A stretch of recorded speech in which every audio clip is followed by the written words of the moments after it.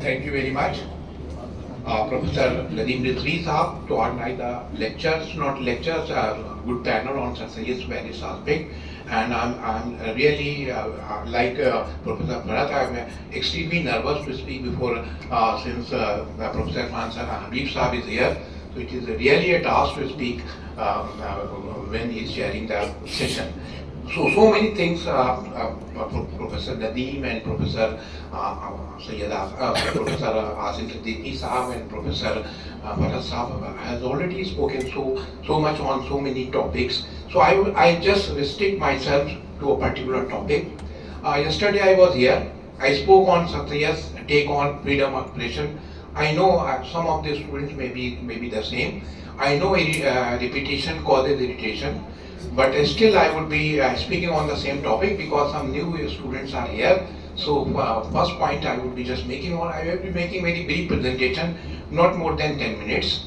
So it is, as you know, that Sir Syed was, as all of you know, was a great educationist and reformist and whatever you can say. And he is basically known as the founder of Aligarh Muslim University. It is true. But what the point I am going to make is how Sir Syed propagated freedom of expression, how he vouched for it, and how he emerged as the first, I think, Muslim public intellectual in 19th century. So I will be giving you some specific examples, 2-3 examples, then you can form your opinion.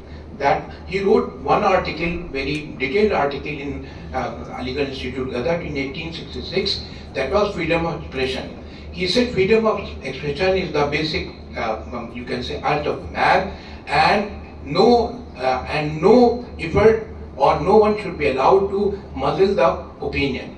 And it's not only the bar that be the bar, he just quoted even the authors say, if you just rope in, say, Plato, Longinus or Bertrand Russell, anyone, to just counter a view. He said it's not the way, it is not the right way to counter an argument.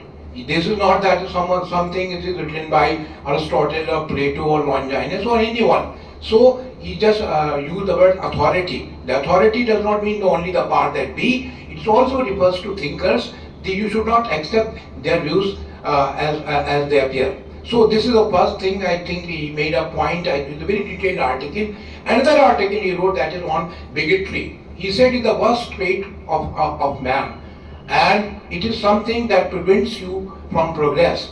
So again, it is a detailed article, and he said it is deplorable for individual and societal for nation. So many, and he quoted some civilization and countries how they opted for bigotry and they just perished. They just perished away. So this is two things, and one thing I would be, as Professor Nadeem and Professor Asim Saab just pointed out, Sir Syed was very careful in editing and in writing books. And Professor Nadeem made several pertinent points related to Asarus Sanadid. The question of plagiarism he just discussed. You see, that was the inscription in a public document. Anyone can go and see. So that is not creative thing that you wrote, that's why it is plagiarized.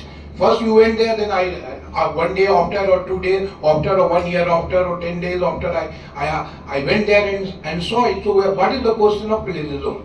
And apart from that, the whatever Hafizuddin wrote and Sairul Manazil, I just compared with the Sir Syed inscription. Sir Syed used more than 400 inscriptions, and Hafizuddin books carries only 167, and some of them Sir Syed just left, and many of them are new one.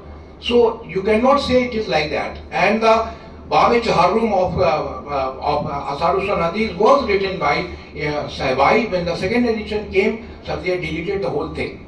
So this is another point. So I just want to tell you that Sir Syed always stood for freedom of expression. First thing is that in 1864, when the Aligarh Scientific Society was came into being, then it published a translation of Elphiston's book History of India. The first chapter deals with Islam. So he used the adjective before our prophet that he he was a fake Pagambar, he was a Batil Pagambar, it was like that, and Sir Syed got it translated into Urdu. When the book was published, then there was Samiullah Khan and some other, they just objected to it, but Sir Syed, what he did, he just wrote, he retained the actual word in the translation, Batil Pagambar was there, and in the footnote he just contradicted it. He quoted Sale and so many Parkhalit, concept of Parkhalit he just discussed in the Bible, and he referred to Tariq al-Tibri, some other sources. He contradicted his views, but he did not delete the original word. That is the you can say that is the how careful he was. This is the one thing. And Dr. Professor Syed Asim Siddiqui Sahab talked about Sir Syed's book. That is Life of Muhammad, and what he did. Sir Syed was very influential. He was a member of Viceroy Council, and twice, you see, I don't know whether any other university was visited by any Viceroy. Two Viceroy came to Aligarh. That shows how influential Sir Syed was. Lord Lytton came, and when that MO College, in the inauguration of MO College, just having not more than 20 students. And you see, 1858, after 1857, 3 universities were set up in Bombay, Calcutta and Madras, and no Viceroy visited there, but he was here. So I just want to tell that, you know, that how influential Sir Syed was, and he started 2 weeklies, 2 periodicals, as was all of you know. That was Aligarh Institute Gazette, and the other one is Tajirullah. So the second option, when the book was published, it was a blasphemous book. The Sir Syed has 2 options. One was that get the book banned because it was so influential. He could have easily got it banned. But or the second option was he could have launched the vociferous protests against the book. The Muslims, they at that time they would have come on the street and got the book banned. But he didn't do that. What he did, he went to England in 1869. And he spent 7 months there, and he wrote a rejoinder. That was, he was talking about the translation. Translation was done by Syed Mahmood and John Davenport.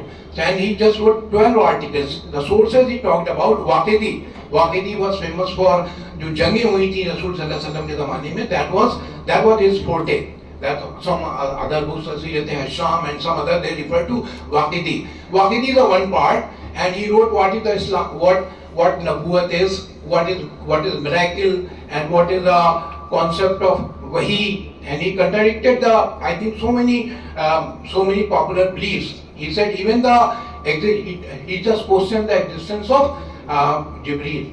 He said it is something that is between you and God. So it is not just to tell you, just to make you understand that Wahi is coming up, but it was just direct conversation between God and the man and the prophet. So it was like that, just to Sharia just made this concept, but it is not like that. It was a very radical thing. He just 12 articles he jotted down, and he wrote a rejoinder. So what is take is that you go and write a rejoinder.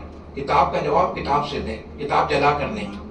What we do right now, what we are doing the something that Sir Syed never did. So these are the 2 examples, and the third example was in 1888 there was a riot broke out in Bombay, and riot broke out in Bombay in, I think in 1881 or something like that. It was between Parsis and Muslim, because one Parsi published a Persian text into Urdu, and it was blasphemous book. Then the Sir Syed wrote 2 articles in the Aligarh Institute Gazette. Then he took up the issue what blasphemy is. This was something that I never come across any Muslim scholar discuss this in this manner, the concept of blasphemy. He just made a very candid point. He said the Quranic verses are mute on this count. What is to be done if this deplorable act took place? What is to be done? Quranic verses are mute. But if you refer to Prophet's practice, then you will find varying degree. You can find so many different examples. Some of them were let off, and some of them were punished. So you can't infer one thing. Then he made a very interesting argument. He was a great admirer of J.S. Mill. His book Liberty, he quotes time and again in his writing. Then he referred to on liberty. He said, when Islam became a state religion, then this kind of capital punishment was prescribed. Because if you are writing against the state, it means you are writing against, if you are writing against Islam, you are writing against the state. So it is basically sedition law. So blasphemy in the Islamic country it may be like that, but it's, in India and some other countries where they are not Islamic countries, here is something different. So he just made a case that blasphemy laws are basically sedition law. So that's why still they are draconian. If you go to USA, you go to Pakistan or India, everywhere it is like that. So that's why this is his basic argument. And the third incident I would be quoting that is related to, included in a book in Allahabad University. Syed was fellow of Allahabad University. The book was prescribed and history book, and some portion was related to Islam that was very objectionable. And then I think Mohsen Mulk and Bukhari Mulk both raised the issue in Mohammedan Education Conference session held in Aligarh that we must come on the street and lodge a protest. Then the Syed said no, and he wrote to registrar, he wrote to say Vice Chancellor and get the portion deleted or something rejoinder he just issued. So these are what the point I was just making is, if you remember Sir Syed, this concept of modernity in education and history, all and Professor Asim Siddiqui, they have already discussed. But the takeaway point is that he propagated freedom of expression and tolerance, that you must accept, you should not govern by your emotions. You have to develop a sense of critical inquiry, critical thinking. That is something that we must carry forward. This is the legacy of Sir Syed. This is the point. Yesterday I too discussed the same point, but today I think some new students are there, so they must. This is the point. There is no point to just celebrate Sir Syed and have dinner and go away. This is the point that whatever the issue is, no matter how provocative situation is, you have to retain your calm. Thank you very much.